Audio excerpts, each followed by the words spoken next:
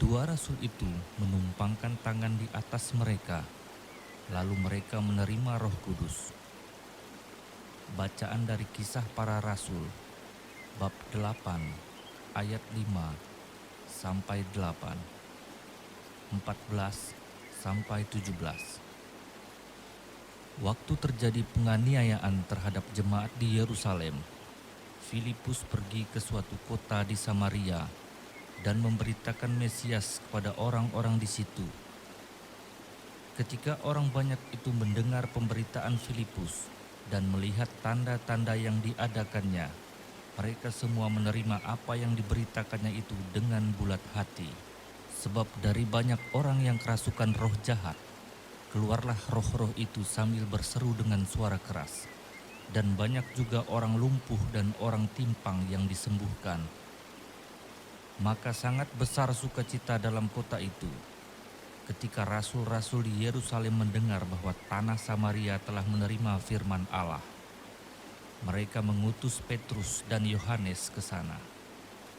Setibanya di sana, kedua rasul itu berdoa supaya orang-orang Samaria itu beroleh Roh Kudus, sebab Roh Kudus belum turun atas seorang pun di antara mereka, karena mereka hanya dibaptis dalam nama Tuhan Yesus. Kemudian Petrus dan Yohanes menumpangkan tangan di atas orang-orang percaya itu, dan mereka menerima Roh Kudus. Demikianlah sabda Tuhan. Pujilah Allah, haleluya, haleluya.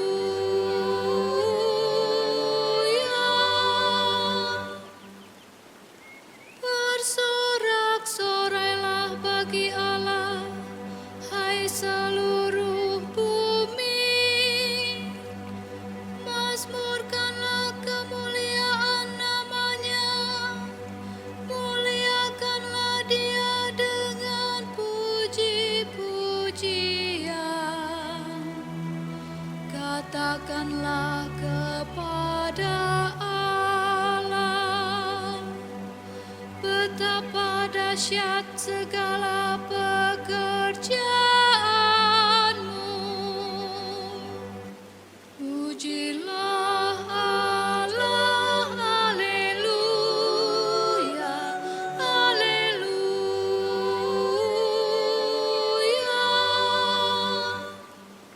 Seluruh bumi sujud menyembah kepadamu dan bermazmur bagimu. Seluruh bumi memazmurkan namamu.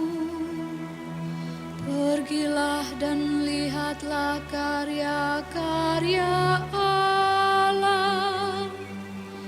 Ia dahsyat dalam perbuatannya terhadap manusia. Pujilah Allah, haleluya, haleluya.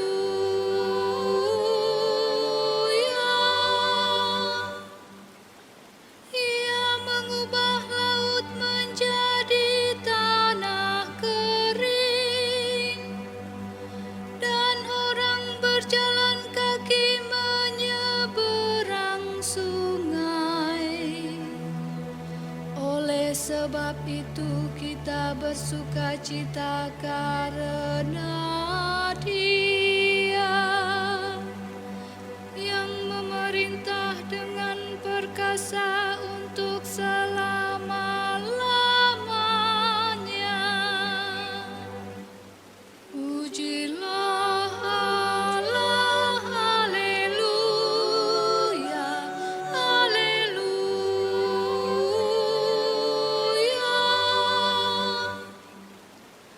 Mari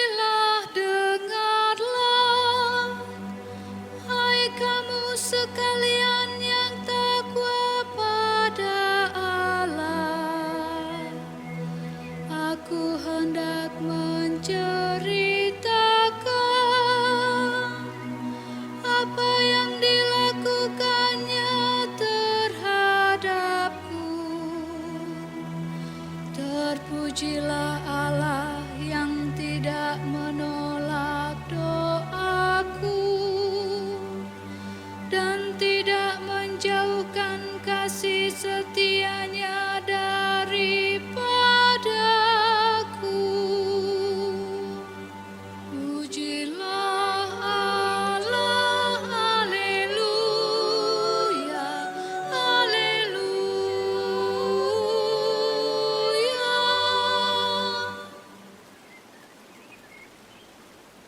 Yesus telah dibunuh dalam keadaannya sebagai manusia, tetapi dibangkitkan menurut roh.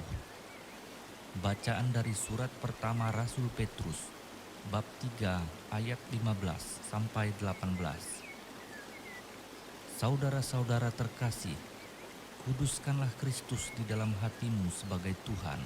Bersiap sedialah setiap saat untuk memberi pertanggungjawaban kepada tiap-tiap orang yang meminta dari kamu tentang pengharapan yang ada padamu.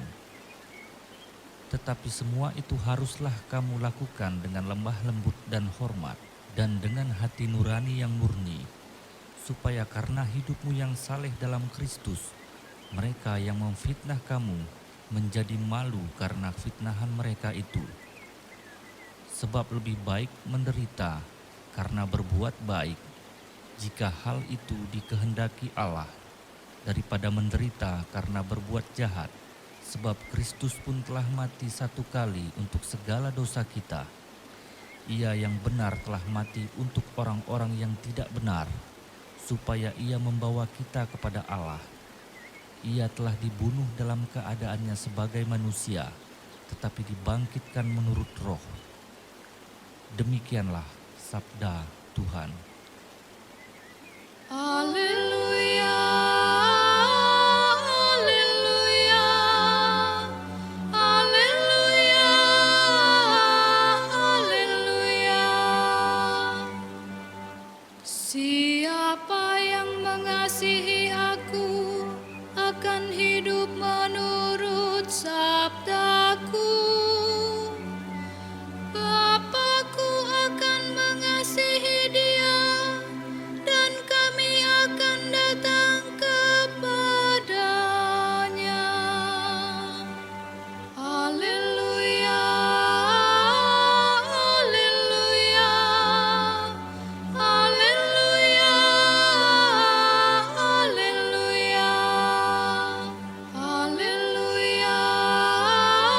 haleluya, haleluya, haleluya, haleluya.